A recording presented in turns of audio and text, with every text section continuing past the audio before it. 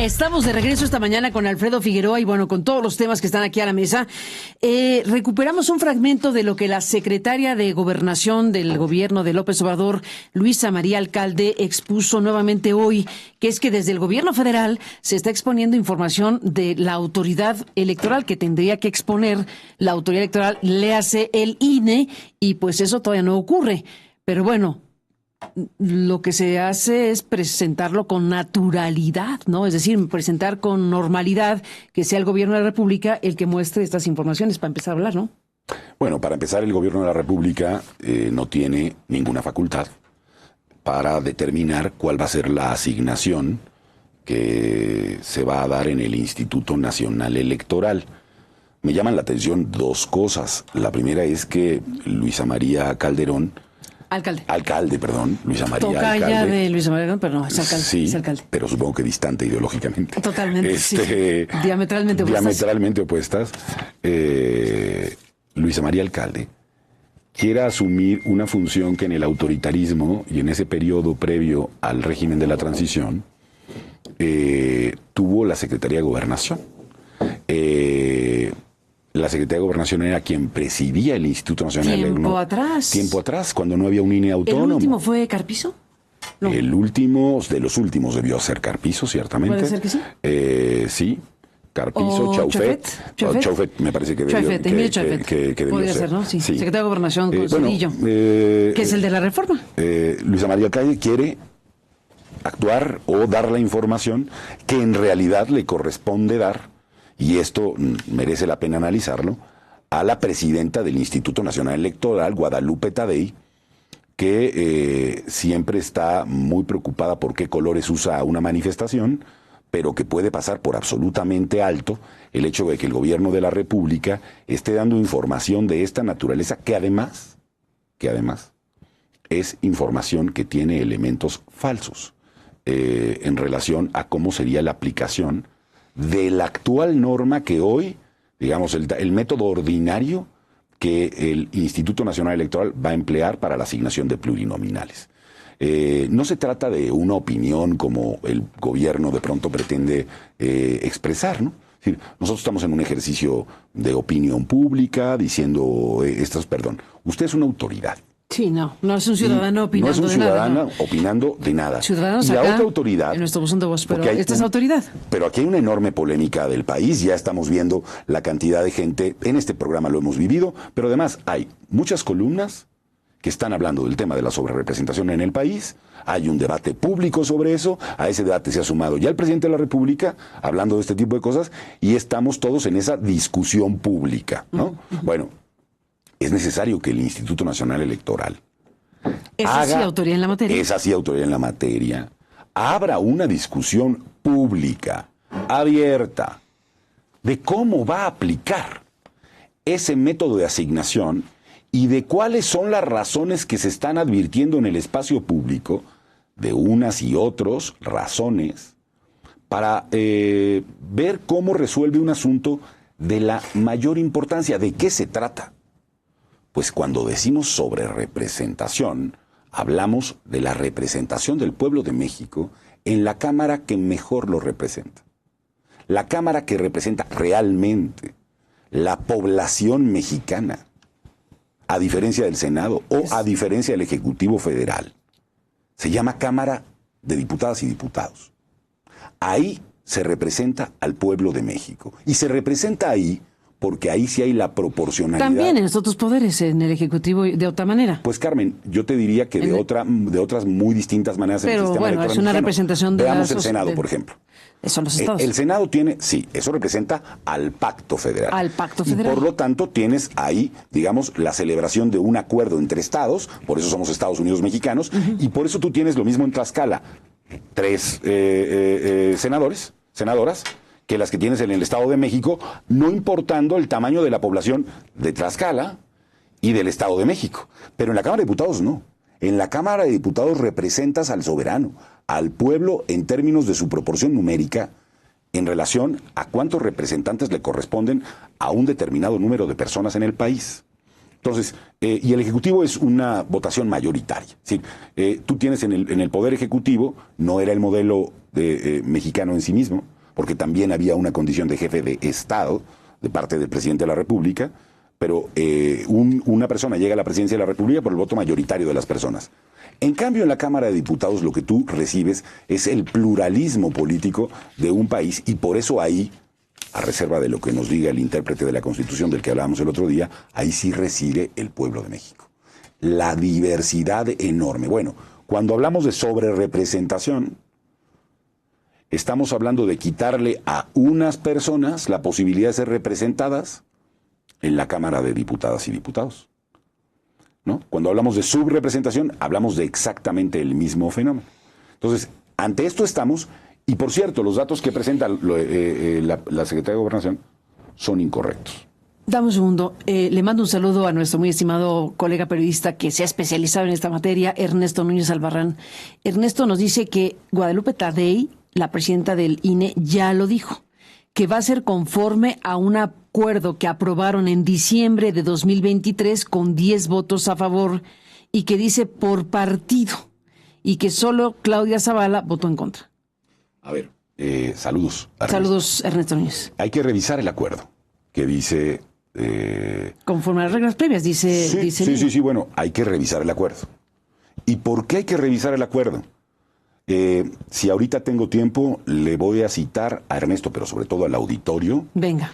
El propio proyecto del Instituto Nacional Electoral, signado y votado efectivamente el 7 de diciembre del 2023, en donde claramente establece, después del procedimiento en fases, más allá del tema de si se va a hacer por partido o coalición, ese no es el único debate que tenemos aquí.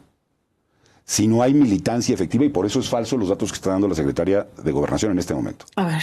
Para empezar. ¿Por qué afirmas una cosa tan fuerte? Afirmo una cosa tan fuerte porque no es verdad que Morena haya obtenido 161 triunfos uninominales en el país. ¿No? No es verdad. ¿Qué es verdad? Morena ha escondido en el PT y en el Partido Verde militantes de su partido promovidos por ellos. Si no recuerdo mal, voy a hablar de memoria, 23 casos en el Partido Verde y cerca de 6 casos en el 17 casos en el Partido Verde y 6 casos en el Partido del Trabajo. Para empezar, el procedimiento que el Instituto Nacional Electoral aplicaría hoy no consideraría 161 triunfos de mayoría relativa en este resultado, sino un triunfo de 182 triunfos, lo cual hace que el número de pluris que le tocarían a Morena se reduzca y por lo tanto haya una repartición mayor al resto de fuerzas políticas, no solamente a los partidos de oposición, también al otro resto de partidos. Hay que restarle a ese número de uninominales del Partido Verde los 17 que promueve bajo el propio acuerdo del INE. Bueno, abajo de ese párrafo,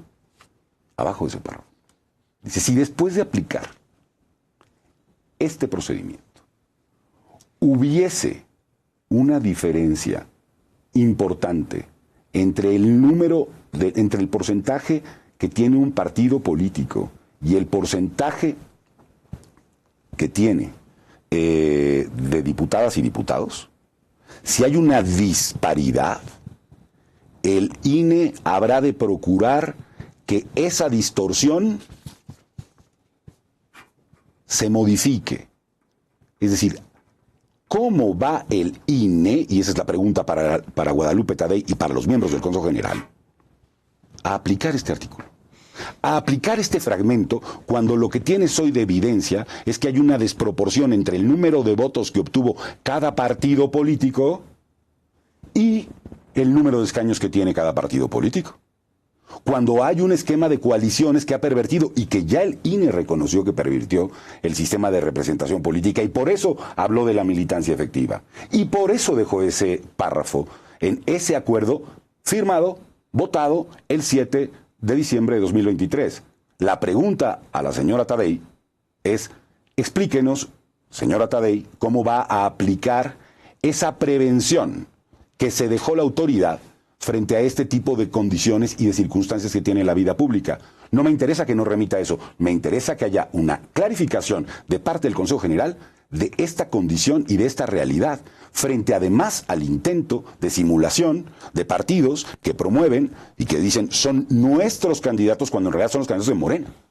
Y por eso lo que afirma la secretaria de Gobernación es indebido y es falso. No es por convenio como se debe de determinar quién es un diputado que obtuvo un triunfo de mayoría relativa. No es por esa vía. Hay otro conjunto de procedimientos que hay que hacer y un conjunto de discusiones que tener. Entonces, lo que a mí me parece es que Guadalupe Tadei no ha aclarado nada. Aquí hay una discusión abierta sobre un problema que va en contra claramente del espíritu del artículo 54 de la Constitución.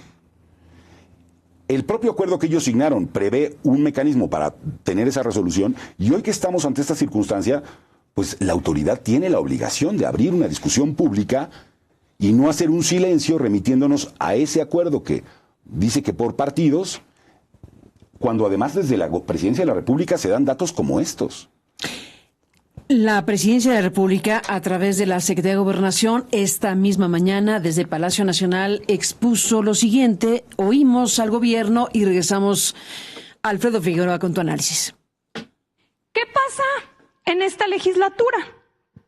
Ahora con la reciente elección, como podemos ver aquí y lo hemos presentado en anteriores ocasiones, estos son los diputados por mayoría que se han obtenido por parte de los partidos.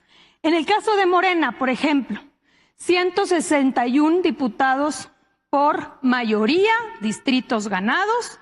El cálculo de acuerdo a el criterio por partido político sería que obtendría 87 diputados por representación proporcional, es decir, plurinominales, dando un total de 248. Primera regla de la Constitución que regula la sobrerepresentación.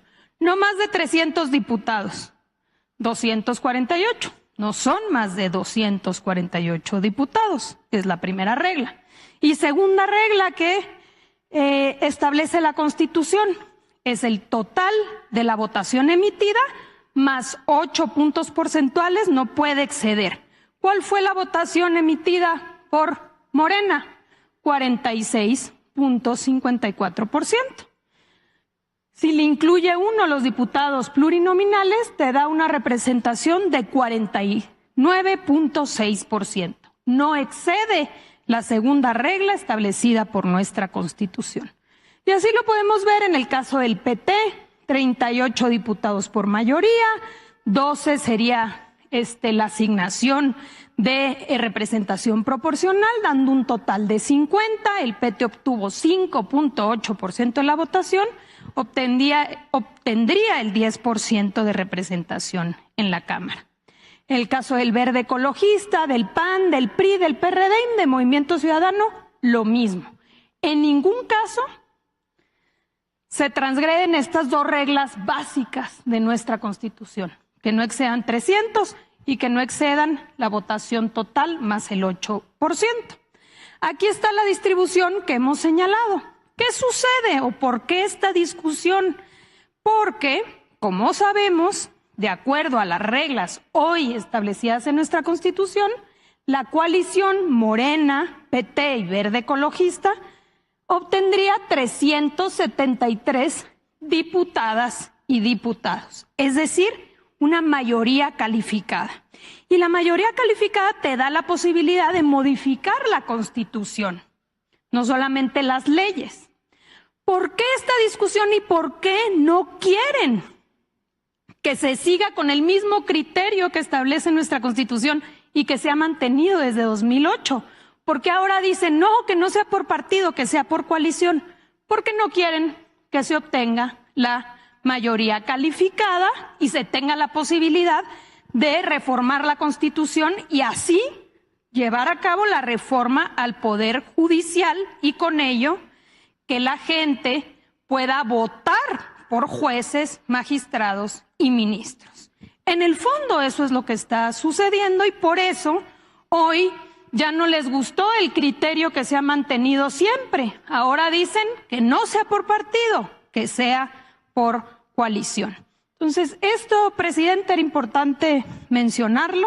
sería bueno también escuchar pues a la academia, qué dicen los constitucionalistas respecto a qué dice nuestro texto constitucional y cómo debería ser interpretado ahora que en unas semanas vamos a conocer ya cuál será la distribución definitiva de la Cámara de Diputados y de la Cámara de Senadores.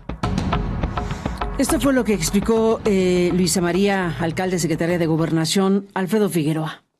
Bueno, está claro que Luisa María presenta una versión, pues creo que claramente desinformada de la historia política, de la construcción de las diputaciones y de las senadurías de carácter plurinominal. Y se aleja. Para empezar, no es verdad, primero, no es verdad que desde siempre esto haya sido así.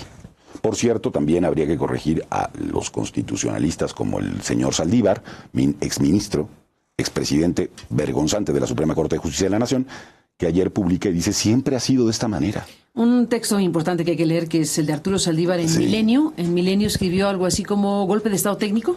Sí, más o menos. Un golpe de Estado técnico. Yo lo leí con interés de lo que está planteando el ministro Saldívar.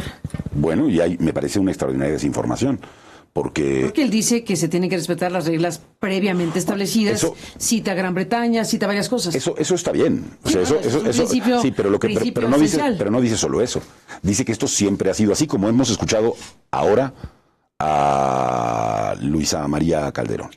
Alcalde, perdónenme. Sí. Una disculpa para la secretaria de Gobernación y para Luis María, por la confusión. Y para Luis María Calderón. Para ambas, por esta confusión. Bueno. Dicho esto, yo creo que hay muchas cosas que tenemos que analizar en la historia de cómo se ha ido dando la asignación plurinominal en este país. Hay que recordar cosas, un montón de cosas podemos recordar aquí, porque justo lo que discutíamos la semana pasada es que creo que el centro de la discusión lo terminamos volviendo adjetivos en uno y otro sentido. ¿Por qué es falso lo que dice el señor Saldívar? Porque no siempre ha sido así. Porque la boleta electoral de este país era distinta hasta 2006. En 2007 hay una reforma que hace que esa boleta, cuando había coaliciones, si alguien recuerda y si tenemos imágenes, googleen y busquen boleta electoral de 2006 y van a encontrar que en un recuadro venían los 3 emblemas subsumidos de los 3 partidos políticos. En un solo cuadro. En un solo recuadro. Ahí. Por lo tanto, no había manera de que se pudiera advertir cuántos votos, salvo por coalición, tenía cada uno de esos partidos. Entonces, la lista plurinominal se integraba de la siguiente manera. 1 PRD, 2 PRD, 3 PT, 4 Convergencia entonces. Y era una lista pluri. Y por lo tanto, este efecto que ocurre con la sobrerepresentación no se daba. Ese sistema de coaliciones fue modificado y esa boleta fue modificada en 2007 y 2008 para las elecciones de 2009.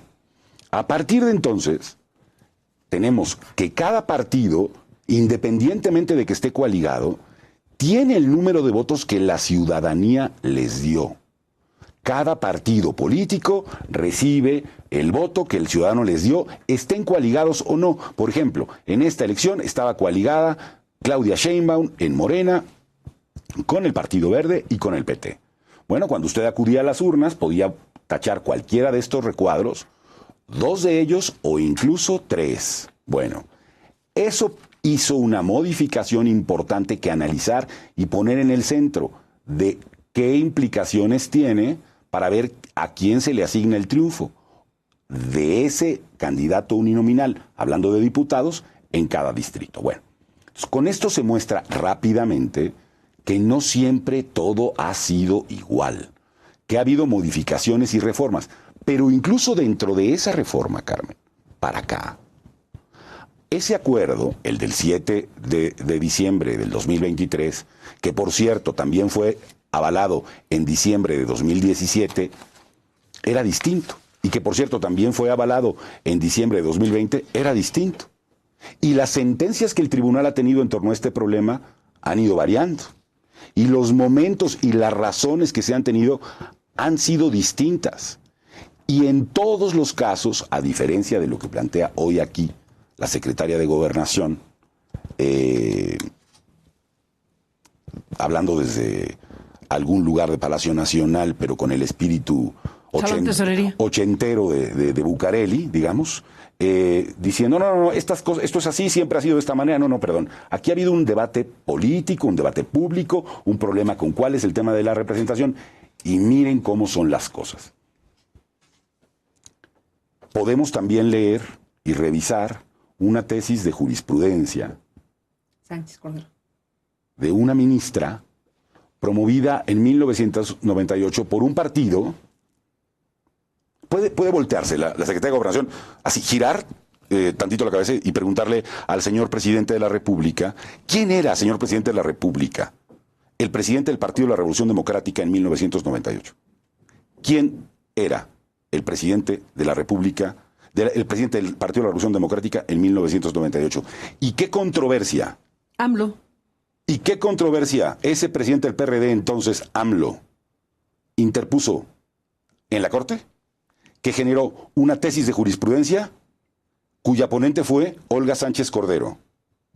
Así, el tamaño de la ignorancia y de la incongruencia de quienes en un momento lucharon para que no se dieran ejercicios de sobrerepresentación indebida, acabando con el voto de las minorías de este país, pero hoy puestos en el estrado del poder de Palacio Nacional, en ese tablado magnífico que tienen cada mañana, desconociendo, ya no digo la historia, sino su propia historia.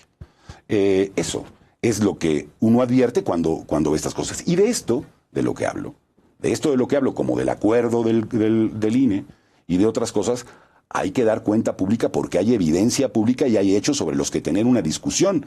La discusión de hoy está asociada, no así se aprueban los planes buenos o malos. Ya hemos dado opinión de algunos de los proyectos que tiene de modificación constitucional el presidente. El punto aquí de discusión es cómo honramos de mejor forma, sin ir contra nuestros precedentes, el artículo 54 de la Constitución y sin hacer una resolución ad hoc para favorecer a unos y perjudicar a otros. Eso completamente de acuerdo. Ese no debería ser el centro de la discusión. El centro de la discusión es no podemos quitarle representación al pueblo de México. Y ahí hay elementos, evidencia y mecanismos para llegar a una conformación de una Cámara que dé cuenta del pluralismo del país y no de los abusos del fraude a la Constitución y a la ley. Alfredo Figueroa, estoy recibiendo varios mensajes de personas especializadas que están escuchando el programa, cosa que habla muy bien de estas personas y están siguiendo lo que tú dices aquí. Y bueno, propongo ir incorporando algunas de las cosas que nos envían. Gracias que están pues siguiendo de cerca esta discusión y este análisis. José Jorge Martínez nos dice, hola Carmen, sobre lo que están discutiendo en la mesa, el INE ya aceptó como candidatos del Partido Verde Ecologista a los que Figueroa señala como miembros de Morena. Fue una decisión legal, ya no puede el INE tomarlos en cuenta como de Morena para asignar a los plurinominales, dice. Creo que está equivocado. No dice conozco, José Jorge Martínez. No conozco a José Jorge, pero le mando un saludo. No, José Jorge, si revisas si entras claramente al acuerdo del INE, si buscas asignación diputados en Google 223, te va a aparecer. Y vas a ir revisando las fases de asignación. Y vas a advertir que el primer elemento es, esos 161 son producto de un convenio. Inmediatamente después dice en el párrafo de abajo, el Instituto Nacional Electoral habrá de confirmar que las personas propuestas por, en este caso, Morena, pero por cualquier partido, que están coaligados, Morena, Verde y PT, deberá revisarse con fecha al 15 de diciembre, si eran militantes de otro partido político, porque lo que ya resolvió el tribunal es que cualquier partido político puede poner en sus listas de uninominales a los de otro partido político. Ah, bueno, muy bien. Pero también resolvió el tribunal y resolvió el INE a partir del 21 que vamos a revisar la militancia de esas personas. Y que a la hora de contabilizar el número de triunfos de cada partido político, la militancia efectiva se volverá un factor. Y por eso de esos 161 que presenta hoy la secretaria de Gobernación, para ya no confundirme con los apellidos, pasa a 182. Y te digo más, Te digo cuántos son. 17 más 6. Y te digo otra cosa. Morena tiene 3. 2 del Verde y 1 del PT. Y por eso, 2, perdón, 1 y 1. Y por eso se pasa de 161 a 182. Bueno, son matemáticas que hay que hacer. Hay que hacer los deberes de esas matemáticas y entonces llegarás a esa conclusión. Digo, como una respuesta a la audiencia y gracias por el comentario. A las personas que nos están mandando sus mensajes, gracias Jorge Martínez por este comentario. Un comentario de humor de Guadalupe Acosta Naranjo. Está escuchando también el programa, cosa que habla bien de Guadalupe Acosta Naranjo también. Saludos a Guadalupe, que dice... Citando, bueno, es que estamos comentando también que Arturo Saldívar, que por cierto, invitamos a Arturo Saldívar a este programa, ojalá que tenga ganas y tiempo de darse una vuelta por este programa, está invitadísimo Arturo Saldívar y nos encantaría contrastar toda esta discusión con la perspectiva que tiene el exministro de la Corte. Y bueno, leímos con interés lo que escribió en Milenio, que dice intento de golpe de Estado técnico. Y bueno, pues ahí está el texto que lo puede leer la gente en la página de Milenio. Dice Acosta Naranjo, solo que Saldívar no sabe, o se hace que no sabe, que Gran Bretaña no tiene representación proporcional. Apunte humorístico. Bueno, hay más apuntes que hacerle en ese sentido a Saldívar y su texto. Para empezar, en Gran Bretaña, lo comentaba hace un momento, por supuesto que hay uninominales solamente, no hay plurinominales. Punto número 1, pero punto número 2. En la Cámara de los Comunes, esa extraordinaria cámara de la historia democrática de aquella nación, hay, pues déjame hablar de memoria, 650, Carmen, 645, por ahí, integrantes de cámara. ¿Cuántos votantes tiene Inglaterra? Por cierto, esto no aplica para Escocia y no aplica, que son, por cierto, de listas plurinominales puras, pero hablando de Inglaterra, bueno. La Cámara de los Comunes se integra con 650 personas. Entonces, está muy bien hacer la comparación. Nada más que para hacer una comparación completa con el caso mexicano, deberíamos de tener 1.200 o 1.300 legisladores para poder reconocer el pluralismo territorial que se tendría. Por el tamaño. Nada más que, ¿por qué llegamos a 1.300? Porque allá hay 45 y aquí hay 100 millones de votantes. Entonces, perfectamente. Si queremos ir a ese modelo y hacer una comparación precisa, por eso digo que hay que hacer los deberes cuando uno hace ese tipo de planteamientos. Venir con los deberes hechos al texto y al espacio público. Eso representaría que este país tuviera 1.300 legisladores. ¿Queremos ir a ese modelo? Discutámoslo. Pongámoslo de frente. Pero, ¿qué es lo que queremos tutelar? Lo que queremos tutelar es que la gente esté representada auténticamente por su voto y que las minorías que puede haber en pequeños territorios o que pueden hacerse mediante un sistema plurinominal mixto o un sistema plurinominal puro queden representadas, que todas las fuerzas políticas de un país queden representadas. De eso se trata y nuestro modelo ha sido el que hemos venido derivando. También podríamos discutir, yo dónde firmo que México pase a ser un país con un sistema parlamentario y no este presidencialismo pertinaz como en ¿Dónde Inglaterra. firmas? ¿Te gustaría? Me encantaría. ¿Te gustaría ser como Gran Bretaña? Que entráramos en esa discusión. A ver. Pero hacemos discusiones... En vez de presidencialismo mexicano, tramposas, Carmen. ¿Parlamentarismo? Claro, parlamentarismo, el sistema al que debería aspirar, como son el mayor número de democracias en el mundo, es un sistema parlamentario. Pero bueno, ¿no? ¿Qué? Pero bueno. Pero bueno, mira, los sistemas parlamentarios impiden que haya una concentración de poder en una persona sí. y necesariamente llevan a una discusión, y además es el proyecto de la izquierda y del movimiento democrático de este país, aunque hoy se le olvide a los que están en el tablado de la mañana. Ese era el proyecto más importante, de los más importantes de este país, de la izquierda mexicana, era ir a un sistema parlamentario, que hoy, por cierto, es una conversación que no quieren tener. Lo que quieren es seguir concentrando el poder, ya se ve cómo. Bueno, hasta desapareciendo los plurinominales. Bueno, esa discusión es una discusión muy importante, porque los sistemas parlamentarios, estos intentos de demolición constitucional de la democracia fueron contenidos en muchos lugares. A ver, se hace un escándalo en el mundo porque la derecha avanzó en Europa y en Francia. ¿Saben cuántos votos obtuvo antes de la segunda vuelta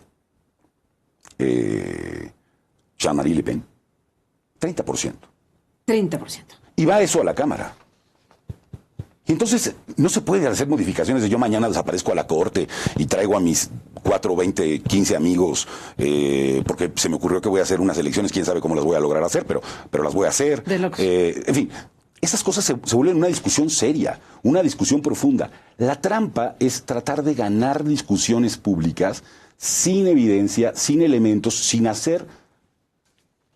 Es decir, ¿qué es lo que estamos buscando? ¿Ganar el debate o realmente construir una representación auténtica de la realidad política del país? Porque cada punto que se sobrerepresenta y se subrepresenta es un agravio a la voluntad de los votantes.